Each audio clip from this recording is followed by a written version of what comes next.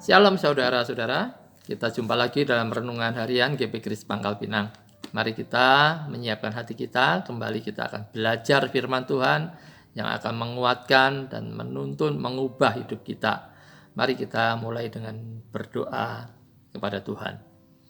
Bapa, kami bersyukur untuk hari ini. Terima kasih Tuhan buat kasih-Mu yang begitu besar. Terima kasih Tuhan begitu peduli dalam hidup kami, yang terus menuntun kami mengerjakan di dalam hidup kami segala sesuatu sehingga kami boleh terus disempurnakan menjadi serupa dengan gambaran anak-Mu, Tuhan Yesus Kristus. Kami bersyukur, kami menyiapkan hati kami untuk belajar firman-Mu hari ini. Demi nama Tuhan Yesus kami berdoa. Amin. Kita masih dalam satu topik tentang kewaspadaan, berjaga-jaga.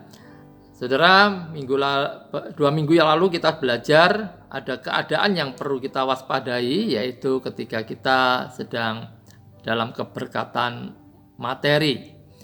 Yang kedua, minggu lalu kita baru saja belajar tentang bahayanya ketika rohani kita tertidur. Dan hari ini, satu keadaan yang perlu kita waspadai, yang mungkin akan sangat mengejutkan saudara, yaitu kenikmatan rohani yang besar. Saudara mungkin tidak menyangka bahwa dalam keadaan menikmati kenikmatan rohani yang besar, terkandung bahaya yang bisa menyebabkan kita jatuh ke dalam pencobaan. Kita pasti semua setuju jika keadaan rohani yang tertidur itu suatu keadaan yang berbahaya. Tetapi bagaimana mungkin ketika kita sedang menikmati kenikmatan rohani yang besar, itu dapat menjadi suatu bahaya. Ada bahaya di dalamnya. Masa di mana kita merasa begitu dekat dengan Tuhan, masa di mana ketika kita merasa dikasihi Tuhan, diistimewakan dari antara orang percaya lainnya. Bagaimana mungkin keadaan ini bisa menyebabkan bahaya? Jawabnya saudara, masa kenikmatan rohani yang besar bisa berubah menjadi masa pencobaan yang berbahaya karena kedengkian iblis. Iblis tidak suka dengan keadaan kita semacam itu. Yang kedua juga dengan lemahnya hati kita, perasaan kita. Maka kita perlu memperhatikan apa yang dialami Paulus. Tidak lama setelah dia menerima penyataan yang begitu mulia dari Allah, dia kemudian dipukul oleh seorang utusan iblis. Saya akan membacakan dari 2 Korintus 12 ayat 1-9. Aku harus bermegah sekalipun memang hal itu tidak ada faedahnya. Namun demikian aku hendak memberitakan penglihatan-penglihatan dan penyataan-penyataan yang kuterima dari Tuhan. Aku tahu tentang seorang Kristen 14 tahun yang lampau, entah di dalam tubuh aku tidak tahu, entah di luar tubuh aku tidak tahu. Allah yang mengetahuinya. Orang itu tiba-tiba diangkat ke tingkat yang ketiga dari surga. Aku juga tahu tentang orang itu, entah di dalam tubuh, entah di luar tubuh. Aku tidak tahu, Allah yang mengetahuinya. Ia tiba-tiba diangkat ke Firdaus dan ia mendengar kata-kata yang tak terkatakan, yang tidak boleh diucapkan manusia. Atas orang itu aku hendak bermegah, tetapi atas diriku sendiri aku tidak akan bermegah selain atas kelemahan-kelemahanku. Sebab sekiranya aku hendak bermegah juga, aku bukan orang bodoh lagi, karena aku mengatakan kebenaran. Tetapi aku menahan diriku supaya jangan ada orang yang menghitungkan kepadaku lebih daripada yang mereka lihat padaku atau yang mereka dengar daripadaku. Dan supaya aku jangan meninggikan diri karena penyataan-penyataan yang luar biasa itu. Maka aku diberi suatu duri di dalam dagingku, yaitu seorang utusan iblis untuk menggocok aku, supaya aku jangan meninggikan diri. Tentang hal itu aku sudah 3 kali berseru kepada Tuhan supaya utusan iblis itu mundur daripadaku. Tetapi jawab Tuhan kepadaku, cukuplah kasih karuniaku bagimu, sebab justru dalam kelemahanlah kuasaku menjadi sempurna. Sebab itu terlebih suka aku bermegah atas kelemahanku, supaya kuasa Kristus turun menaungi aku. Saudara, kita lihat ini pengalaman Paulus. Dia mendapatkan berkat rohani yang luar biasa, mendapat penglihatan, dia diangkat ke surga tingkat yang ketiga. Tapi setelah itu, dalam waktu yang singkat, kemudian seorang utusan iblis datang untuk menyerang dia.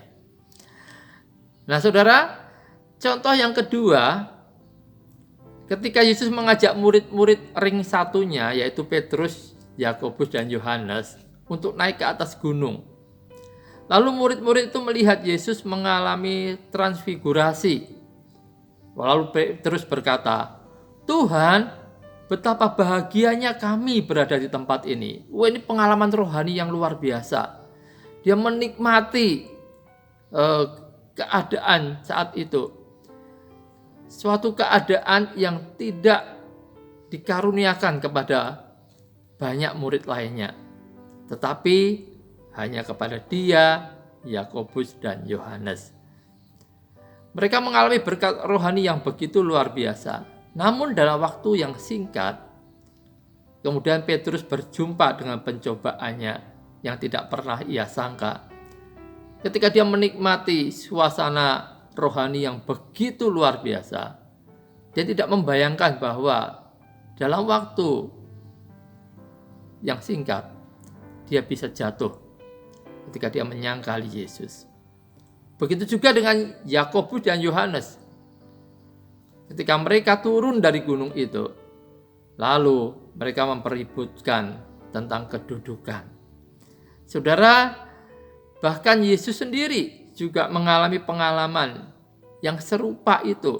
Ketika dia dibaptis, ia mendengar suara dari surga yang berkata, "Inilah anakku yang kukasihi, kepadanya lah aku berkenan." Namun selanjutnya, setelah peristiwa itu, kita membaca di dalam Matius 4, Yesus segera dibawa ke padang gurun untuk dicobai iblis. Iblis tahu bahwa kita begitu penuh sukacita sehingga kita seringkali gagal untuk mewaspadai serangannya yang sporadis, yang sudah mulai mendekat. Iblis memakai kesempatan itu demi keuntungannya sendiri.